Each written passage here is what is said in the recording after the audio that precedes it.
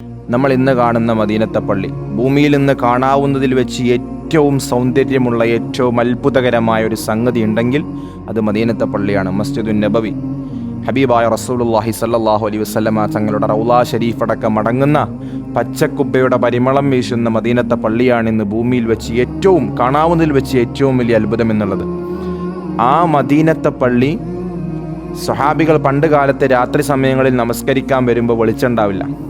സ്വഹാബികൾ വീടുകളിൽ നിന്ന് കൊണ്ടുവരുന്ന വെളിച്ചം മാത്രമേ ഉണ്ടാവുള്ളൂ.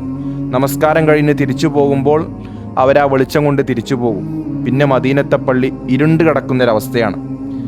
ആ മദീനത്തെ പള്ളിയിൽ ആദ്യമായിട്ട് വെളിച്ചം കൊണ്ടുവന്ന് തൂക്കിയിട്ട് പ്രഭാപൂരിതമാക്കിയ സഹാബിയാണ് തമീമുദ്ദാരി റളിയല്ലാഹു അൻഹു. അദ്ദേഹം കച്ചവടക്കാരനാണ്.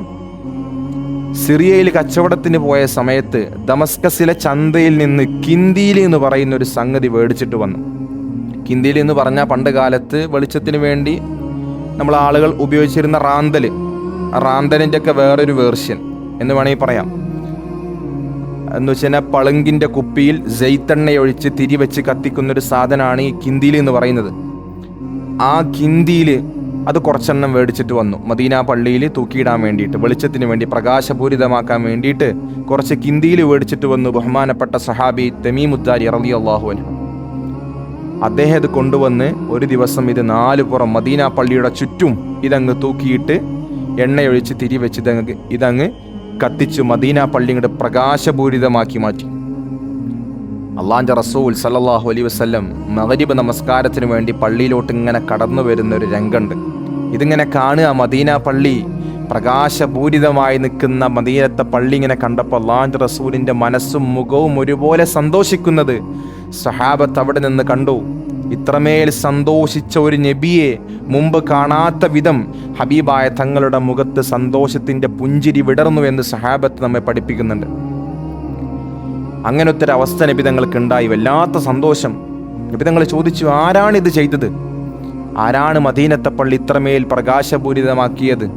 സഹാബത്ത് സന്തോഷം കൊണ്ട് പറഞ്ഞു, അത് തമീമുദ്ദാരിയാണ് നബിയെ റളിയല്ലാഹു അൻഹു. തമീമുദ്ദാരിയോട് അല്ലാഹുവിന്റെ റസൂൽ പറഞ്ഞു, നവ്വറത്തൽ ഇസ്ലാം, നിങ്ങൾ ഇസ്ലാമിനെ പ്രകാശിപ്പിച്ചു.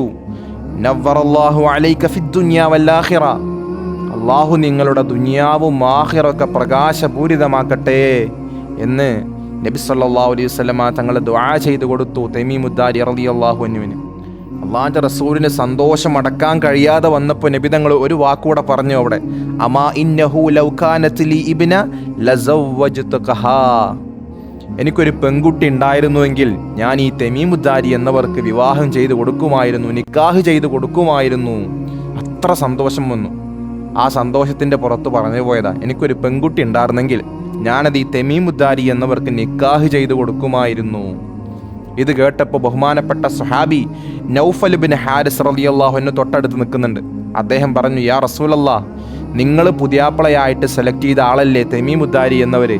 എനിക്കൊരു മോളുണ്ട്, ഞാൻ നിക്കാഹ് ചെയ്തു കൊടുത്തോളാം, എന്നാ നിക്കാഹ് ചെയ്തു കൊടുത്തോ എന്നും പറഞ്ഞു. അങ്ങനെ തമീമുദ്ദാരി എന്നവർക്ക് നൗഫൽ ഇബ്നു ഹാരിസ് എന്ന സഹാബി തൻ്റെ മകളെ നിക്കാഹ് ചെയ്തു കൊടുത്തു ആ ഒരു സംഭവത്തിൻ്റെ പേരിൽ. അപ്പോൾ പള്ളി അലങ്കരിക്കുക അത് ഇന്നത്തെ കാലത്ത് പള്ളി അലങ്കരിക്കൽ മാത്രമേ ഉള്ളൂ, നമസ്കരിക്കാൻ ആൾക്കാരില്ല. പള്ളിയിൽ എപ്പോഴും ഒരു വെളിച്ചം ഉണ്ടാവണം. അത് ആളുണ്ടെങ്കിലും ഇല്ലെങ്കിലും പള്ളി എപ്പോഴും പ്രകാശത്താൽ കിടക്കണം. പക്ഷെ ഇന്ന് പ്രകാശം മാത്രമേ ഉള്ളൂ, ആളുകൾ വരുന്നില്ല. അങ്ങനത്തെ ഒരു സാഹചര്യം ഉണ്ടാവാൻ പാടില്ല. അപ്പം പള്ളിയിലോട്ട് എന്തെങ്കിലും ചെയ്യുന്ന കാര്യം, പള്ളിയിൽ നിന്നൊരു മോശപ്പെട്ട വസ്തു താഴെ നിന്ന് എടുത്ത് മാറ്റൽ വരെ അതൊക്കെ കൂലിയുള്ള കാര്യമാണ്. പള്ളിക്ക് വേണ്ടി ഖിദ്മത്തെടുക്കുന്നതിൽ കൂലിയുള്ള കാര്യമാണ്. പള്ളിക്ക് വേണ്ടി നമ്മൾ ചെലവഴിക്കുന്ന ഓരോ സെക്കൻഡും അള്ളാഹുവിൻ്റെ അടുക്കൽ അത് രേഖപ്പെടുത്തും.